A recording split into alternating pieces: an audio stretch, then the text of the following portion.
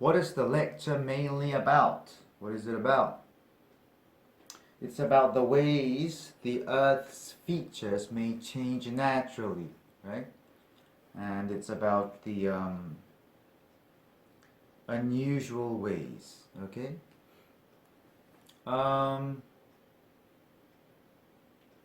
So A would be the answer. B, the difference between tsunamis and floods. This is not what the lecture is mainly about. C, the movement patterns of glaciers. This is not what the lecture is mainly about, alright? D, the changes to the earth that floods can cause.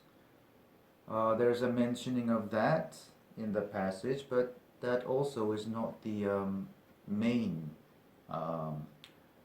what the lecture is mainly about. What do they say about what floods can cause? I'll talk about that later, okay? Alright, anyhow, let's go to 2. How does the professor organize the information about floods that she presents to the class? Okay, how does she organize the information? It would be what? By C, by focusing on their general effects. Focusing on means to concentrate on. Let's look at other options. By stating where they most often occur. Okay, this is not how she organized the information about floods. And B, by mentioning what usually causes them. There's a mention of what causes them. Okay, but it's more about the effects than the cause. So C is a better answer. Alright. D, by providing that they are more dangerous than tsunamis.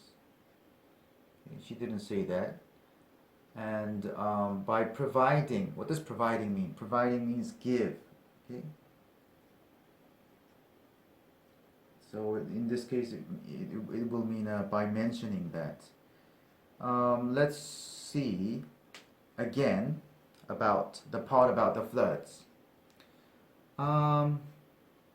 River floods are often caused by too much rainfall or snow melt after winter.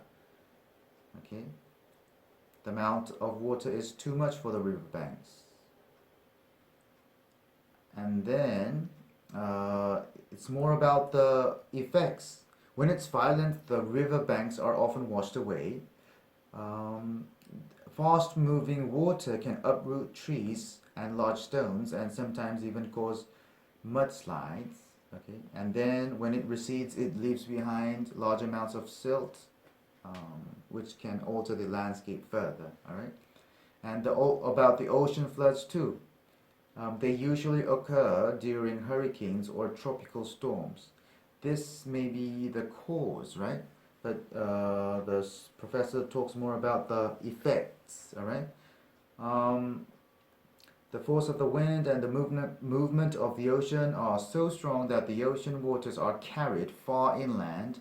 The shapes of beaches and coastal cliffs can be altered too. So she's talking more about the effects. So the answer would be C.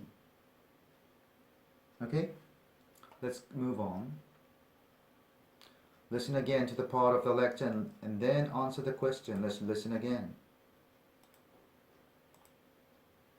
Professor, what about tidal waves? Hold on.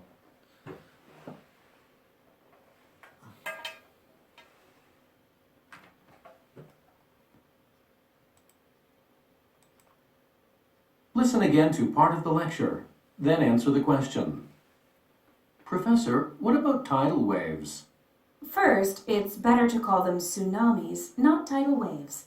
Nevertheless, yes, tsunamis can also shape the land, but they're quite rare and are primarily the direct results of underwater earthquakes. What is the purpose of the professor's response? First, it's better to call them tsunamis, not tidal waves.